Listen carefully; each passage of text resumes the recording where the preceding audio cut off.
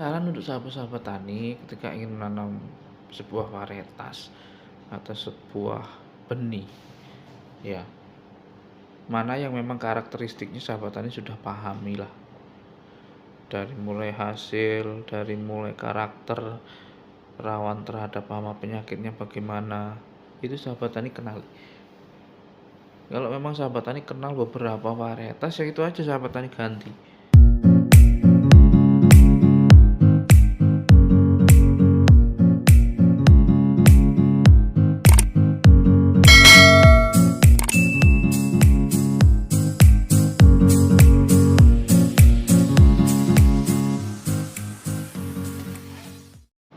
Oke, sahabat Trial dimanapun Anda berada, salam sejahtera buat kita semua, salam sehat, salam satu lumpur.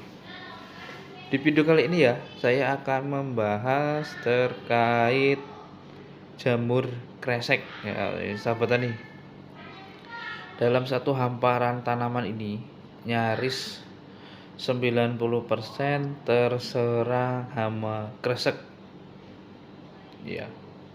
Jadi ada beberapa penyebab serangan jamur kresek ini pada tanaman padi ya khususnya. Di samping ada hawar daun seperti ini dan juga ada hawar pelepah.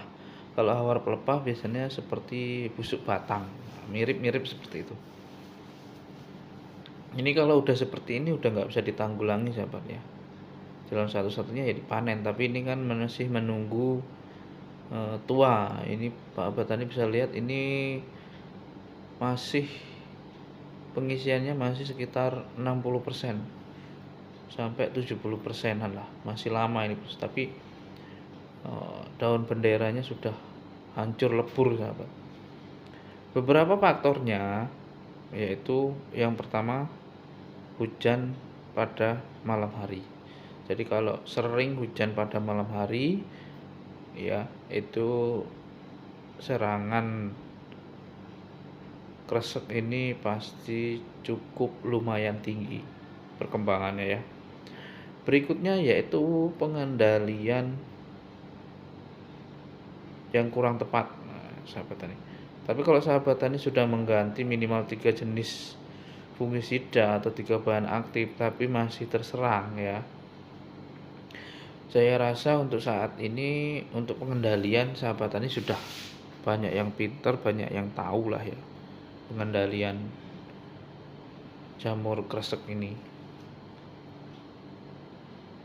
Dan juga pengendalian sebenarnya banyak fungisida yang memang bisa mengatasi kresek. Nah, yang berikutnya selain dari cuaca ya, sering hujan malam, terus pengendalian yang kurang tepat ya.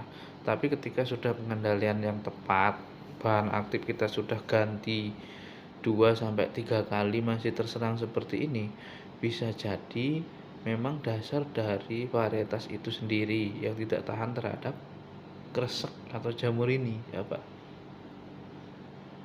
Gitu. Nah, kalau sudah yang namanya gen dari salah satu varietas ini nggak tahan terhadap kresek, mau perawatan seperti apapun ya, itu tanaman kita pasti kena gitu ya.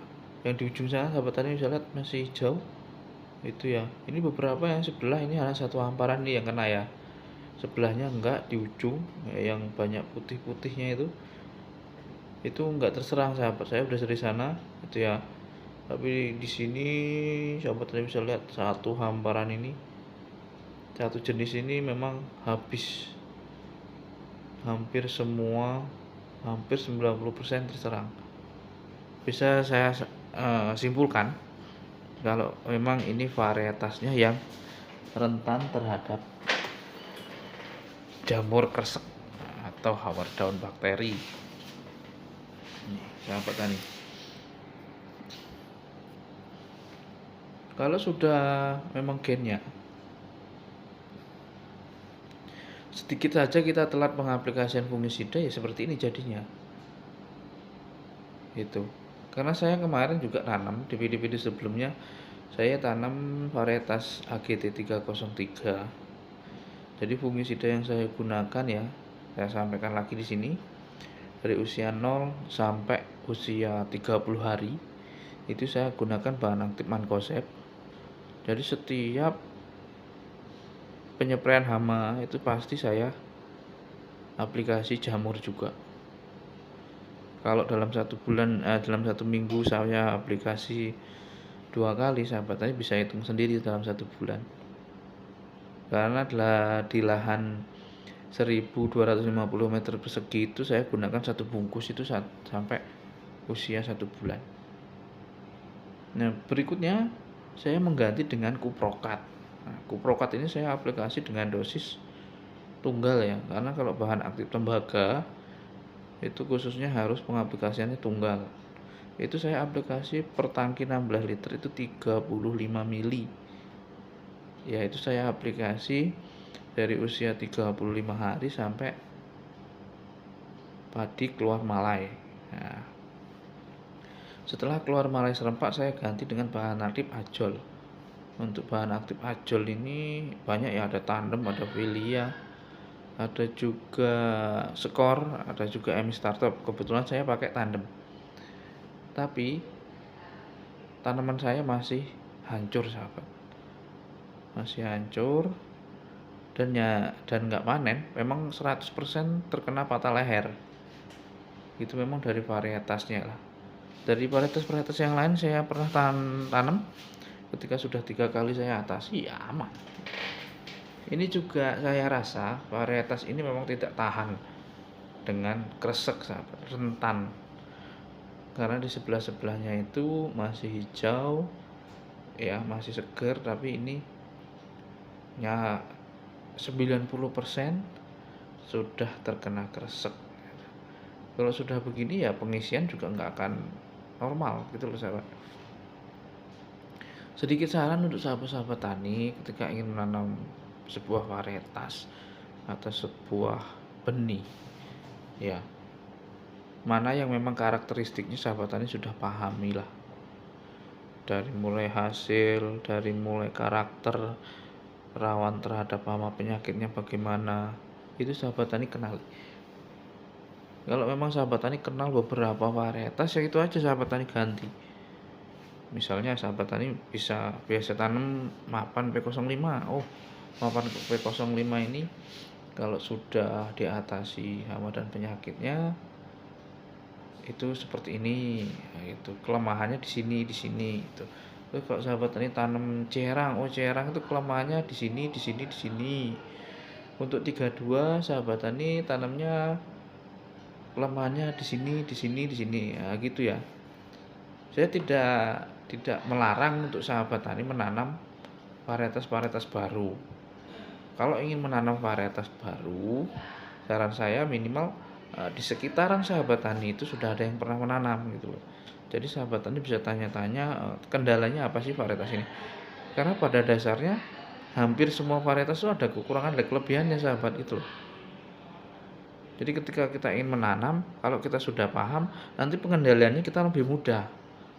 Oh, ketika saya menanam varietas A, saya harus pengendaliannya yang ini saya gunakan ini gitu. Jadi nanti kita nggak rugi gitu loh, nggak rugi waktu, rugi kalau udah kayak gini kan kita rugi waktu, rugi tenaga, rugi bibit ya, dan juga rugi inseknya gitu. Pestisidanya yang kita gunakan kan seolah-olah sia-sia gitu loh kalau seperti ini nih.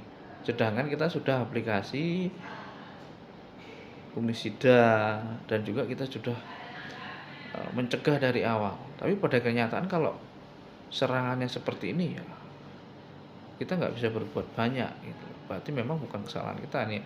Sahabat bisa lihat masih hijau-hijau, buahnya masih hijau-hijau, tapi daunnya sudah mengering, sudah ngeresek dalam bahasa Jawa. Jadi itu sahabat ya, kalau ingin sedikit intermezzo, saya tidak bermaksud menggurui, hanya ingin berbagi kepada sahabat-sahabat tani gitu ya. Karena pada dasarnya sahabat-sahabat tani sudah petani-petani yang memang sudah ahli dari dulu gitu loh.